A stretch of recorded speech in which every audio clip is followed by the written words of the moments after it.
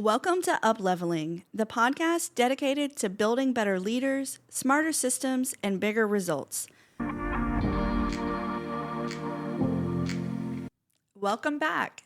So in today's episode, we're just going to hop right in. We're going to talk about how you can think like a CFO and make the best decisions for your business. So last episode, we talked about doing a quarter one reflection of yourself and you as a leader and really how you can improve that way. So this week, we're going to talk about the business and we're going to reflect back on the previous quarter and see how we can make decisions based off of that information and create plans for the upcoming quarter. What I want you to start to understand is what a CFO does is look at previous or historical data and make the best decisions moving forward based off of that data and what we know. And we really want to learn how to shift from being a reactive business owner to a proactive business owner. And that just means that you can get into a space of where you're making plans and you're going after it instead of constantly having to react to problems coming up and react. And if we can get you into a method of recognizing areas of your business that may need to be addressed or improved or fixed in some manner, if you're taking the time to reflect on those things, you're going to continuously improve your business. When we're improving functions or systems within our business, we are going to gain efficiency and productivity, and that should result in dollars, which is why we're here. We want to be very profitable, and we want to learn how to improve our profitability at the end of the day. So we're going to get into that mindset of, I think probably, let me back up. What I see a lot in my role is business owners having shame around not understanding their financial picture. So I just want to show you that there's no shame in that. Like, you didn't go to school for accounting. You may not even have a business degree. You don't know what you don't know. But if you want to uplevel your business, you have to learn to think like a CFO. And you have to learn to read your financial statements. You have to learn to make decisions based off of financial data. And you have to learn to set goals based on financial metrics. Well, you can't start to do that until you really understand them. So what I'm going to do today is walk you through a quarterly review of what Aligned CPA does with clients on a quarterly basis. When we first get started, I think it's super important to reflect back, and we want to list out what were your top 3 wins.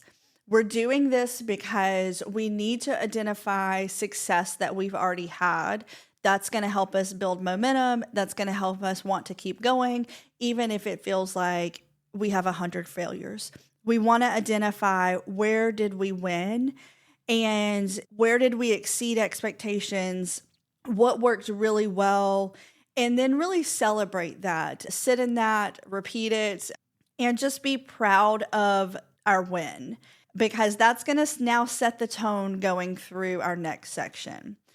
After we have set and discussed our top 3 wins, we want to look at the financial health. So this is really where we're being the CFO. We're digging into the numbers. And I really want to emphasize that if you don't have accurate financial information, bookkeeping, and accounting in your business, it's going to be really hard for you to grow past a certain hurdle. And the reason is businesses need that data to make better decisions.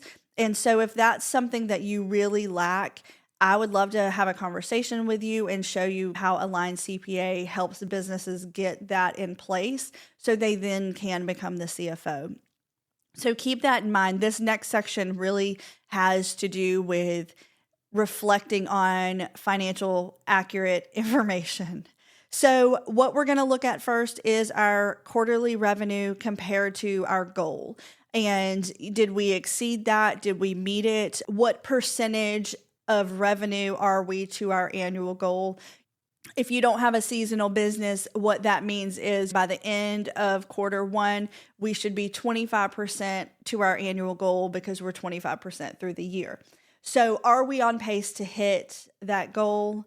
And we're going to go through this list and then we're going to talk about what you would do with that information. So we're going to look at revenue versus target.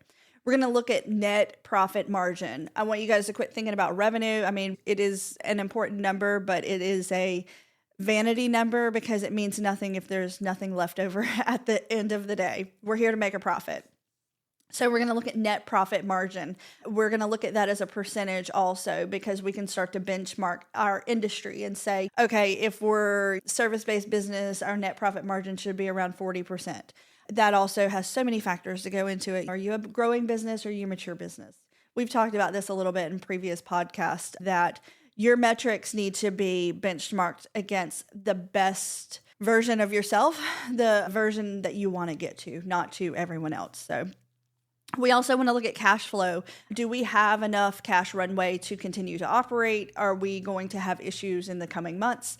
How is our cash flow? We want to look at things like we have to pay out debt payments. Like, do we have the cash flow to support that? If not, we need to look at how to improve cash flow.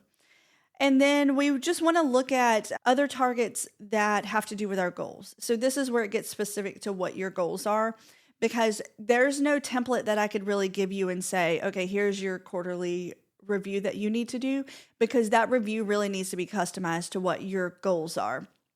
So those are things like cost of labor. If you are a service-based business or anything like that and you have a labor force, you want to start tracking cost of labor so that you know that you're pricing appropriately for the labor that you're having to pay out. We would want to look at our marketing spend. If you're a growing business, you may want to have certain targets for percentage of marketing spend on advertising and starting to reflect back and see, are we getting a return on those dollars? And like I said, it just depends on what your goals are. If your goals are to be out of business debt, then some of the numbers we would look at is how much debt did we pay down? And really, all of these come back to KPIs and goals that you've set for yourself. So keep that in mind. And now that we have all of that review done and we've measured where we thought we would be and where we are, that's when we really want to dig into issues and see, okay, what do we need to focus on the next quarter to improve these numbers or to ensure that we're hitting goals? So that may be like, okay, our revenue is only at 21% and we needed it to be at 25%. So maybe we are going to up our lever on marketing. Maybe our cost of labor actually is really low, but that means that our quality to our customers is suffering because our people are overworked. So that means that we need to hire for a new position. We're going to reflect back on all of these numbers to see how do we improve them for the next quarter. And that needs to become our issue list for quarter two or for the next quarter of this is where we're going to focus. Because what ends up happening is you may have 20 things that need improved, but you don't have the brain power or the time or the energy to focus on all 20. That we really need to make that list, and then we need to pick a top 3 and say, these are the things we're going to focus on, we're going to solve, and we're going to resolve in the next quarter so that all of these numbers and financial information starts to improve, and we know we're on target to hit our goal. So after we've done that, one thing we do at Aligned is we then review our tax position. Obviously, that's not something you're going to do in your business yourself unless you're a tax guru also. But what we'll do in our advisory meetings is look at, are there any new planning needs that need to happen? Were there any new tax laws that affect this particular client? And there's other things that we can do. And then are we on target for our projections and what you're currently paying in quarterly? Does that match? Making sure that we're not going to have a big surprise at year end. And then what I want, a couple other tips really to throw in there with that is making sure that when we do create that issues list for our next quarter, we want to make sure that there is a responsible person attached to that. There is a deadline and there is a deliverable or metric that has to be met to know that that project is done. So what we don't want to do is make a list of all of these issues and not hold anyone accountable to actually solving it. When I say that to whoever the responsible person is, it doesn't mean that they're the person that has to solve the issue. They're just the person that is responsible for making sure that the issue does get solved. So keep that in mind. All of our issues have a person, a time, and a deliverable so that there's no questions, very clear expectations. And then we would love to have this financial review information in your scorecard. If you go back to some of our previous episodes, we really talked about KPIs and getting this into a scorecard, because this is also going to give you somewhere to go every single quarter to look at these numbers and track them. And it keeps everyone accountable because it's a very clear shot of the target we're trying to hit and then where we're at. And that is not subjective. So that really sums it up. We're going to celebrate our wins.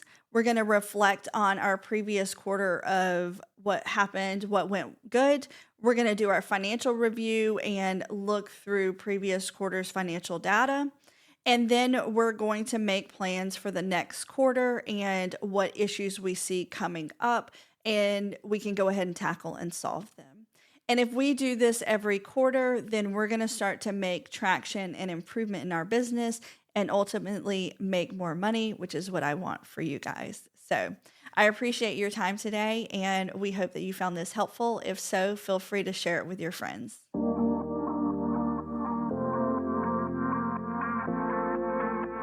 Thanks for tuning in to Upleveling. If you found value in today's episode, be sure to subscribe and leave a review. It helps more entrepreneurs like you discover the show. Let's keep the conversation going. Connect with us on social media or visit aligncpa.com for resources and updates. Until next time, keep leading, optimizing, and upleveling.